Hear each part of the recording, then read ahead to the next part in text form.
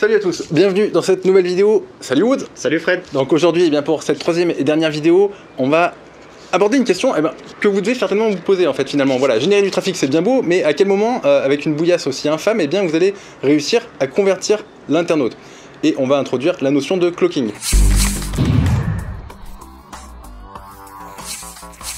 Donc Wood, en quelques mots, est-ce que tu peux nous expliquer qu'est-ce que le cloaking? Donc le cloaking, Fred, c'est très simple. Tu vas montrer un texte généré, par exemple, comme on a vu tout à l'heure, à Google, et tu vas montrer un autre contenu à l'internaute. Donc tu peux lui montrer une page de vente, tu peux lui montrer un formulaire de capture, tu peux lui montrer une page Facebook, mais vraiment Google ne va pas le voir, donc il va laisser le site de façon stable, et toi tu vas augmenter tes gains, augmenter ton nombre de leads, augmenter ton nombre de ventes, etc.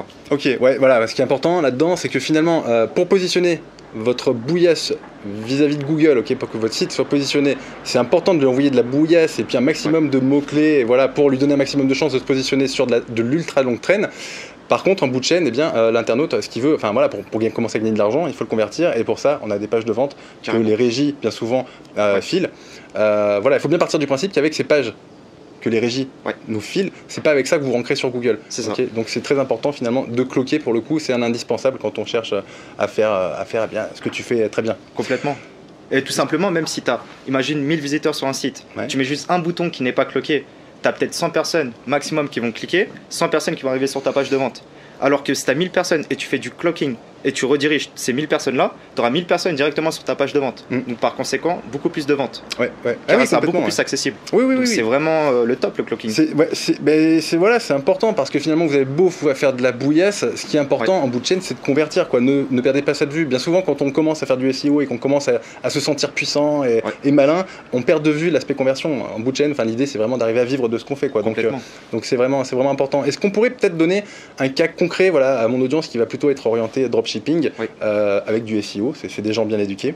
Et est-ce qu'on pourrait peut-être leur donner voilà, une méthode finalement pour commencer à scaler en faisant de la bouillasse en périphérie de leur site internet?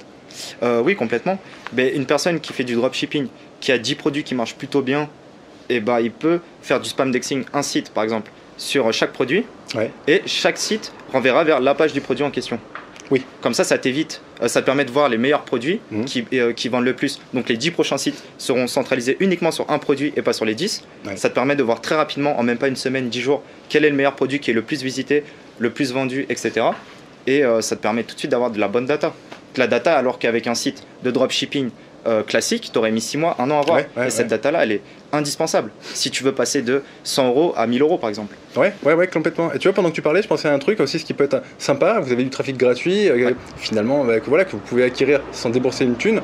Ce qui va être important, c'est peut-être aussi, enfin, ce que vous pourriez faire, c'est tout simplement faire des tests A sur B, voilà, avec 2 produits différents sur des mots-clés, on va dire, qui ciblent en tout cas le même produit pour voir un petit peu comment ça convertit, plus ou moins. Et ça peut même vous donner des indications sur ce qui fonctionnerait le mieux ensuite en pub Facebook, puisque voilà, vous avez des conversions sur du trafic qualifié en SEO. Si demain vous faites ensuite une pub sur Facebook avec le bon produit, eh bien vous êtes sûr en tout cas. Complètement. Et ça t'évite de manger 1000, 2000, 5000 € de budget de test. À essayer de faire de l'A/B testing, voire du split test. Là au moins avec du trafic gratuit, tu es sûr de ce qui marche. Et tu débourses presque zéro de ta poche. Clairement. Donc je te rejoins sur ça.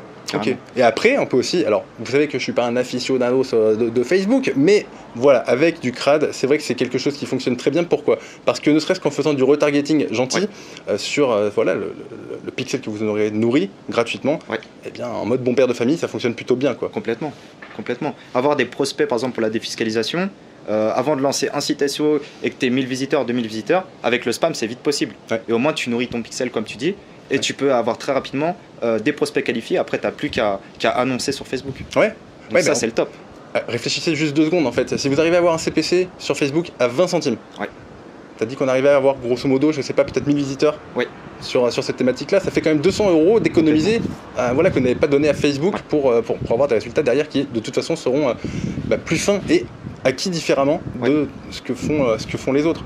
Puisque finalement, l'audience, eh bien, on la capte, on la crée sur Google qui est un autre vecteur de trafic.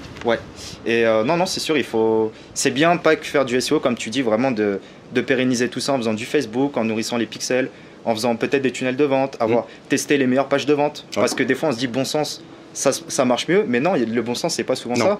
Et les chiffres sont incontestables. Quand tu envoies 1000 visiteurs sur chaque page de vente et tu vois la meilleure qui marche, après, c'est que de l'amélioration. Clairement. Oui, ça permet d'économiser grave sur la phase de test. Carrément. Ouais. Et on peut approprier ça sur tous les cœurs d'activité plus ou moins. Après, il faut juste trouver la faille, bien le faire, s'adapter, même s'adapter aux visiteurs. Parce que si tu proposes un produit pour les chats, peut-être que tous tes visiteurs qui sont intéressés par les chats, les animaux, les chiens, ne seront pas susceptibles de l'acheter. Donc là, tu peux pivoter, peut-être mettre de l'assurance, de la mutuelle animale, etc. Donc tu auras toujours le trafic, et après, c'est à toi de tester plusieurs business models pour voir ce qui marche le mieux. Oui, clairement, clairement.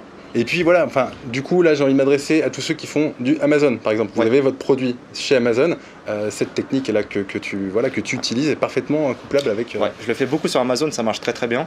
Après, il faut bien le faire. Amazon aussi a une charte de qualité, donc il faut la respecter. Oui. Ou il faut au moins faire semblant de la respecter le plus possible. Ouais. Mais les chiffres obtenus en spam, comparé à des MFA, donc des sites classiques Amazon, c'est incontestable. Hein. Le spam, ça marche très très bien. Ouais, clairement. Après, il faut juste rentrer dans les guidelines, plus ou moins. Ouais, et là je vais faire partager mon expérience vraiment. Prenez le temps en fait de bien choisir votre moyen de monétisation, parce que finalement, enfin moi j'ai fait beaucoup d'AdSense et finalement c'était peut-être la méthode la plus pourrie. Ça fonctionnait très bien, mais la plus pourrie parce que c'est celle qui payait le moins, qui était le moins qualifiée. Et en prenant le temps de bien choisir, de bien segmenter les mots-clés sur lesquels on va ressortir, la thématique, etc. On arrive pour le coup à des chiffres qui sont vraiment incomparables, quoi. Carrément. Incomparables. Si on prend les infopreneurs. Ouais, infopreneurs ça marche très très bien aussi. Voilà, développement personnel, bon bah tu bombardes en spam et tu renvoies vers une formation ou vers un tunnel de vente. Juste récupérer des emails. Après toi, l'infopreneur c'est travailler avec les SMS, les mails, Messenger par exemple, les chatbox. Complètement. Mais le plus dur c'est d'avoir le prospect. Après il va le travailler avec ses trames classiques qu'il fait habituellement et ce sera que du bonus quoi. Quand il va shooter à 1000 personnes, bah, les autres 1000 personnes des prospects SEO Black Hat recevront le mail aussi. Donc c'est des ventes additionnelles pour très peu de budget de base. Clairement, et ça reste des prospects tout à fait légitimes. Donc typiquement, demain, par exemple, vous auriez un infoproduit pour vaincre sa timidité en moins de 15 jours. Admettons, c'est un exemple fictif.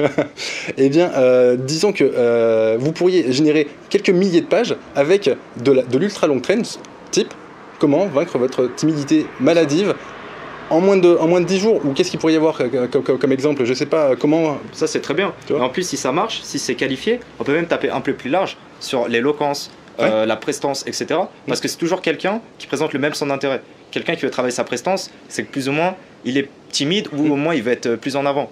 Donc ça rejoint un peu l'intention de la personne, comme une personne qui veut un code promo Cdiscount par exemple. Si je lui push du code promo Amazon, il y a de forts risques qui aille sur Amazon ou Cdiscount et qui l'achète parce que la promotion, l'intention, donc tout ça se travaille. Absolument. Oui, c'est pas tout à fait le même mot-clé, mais c'est une nouvelle porte d'entrée, mais qui pour autant l'intention est identique derrière.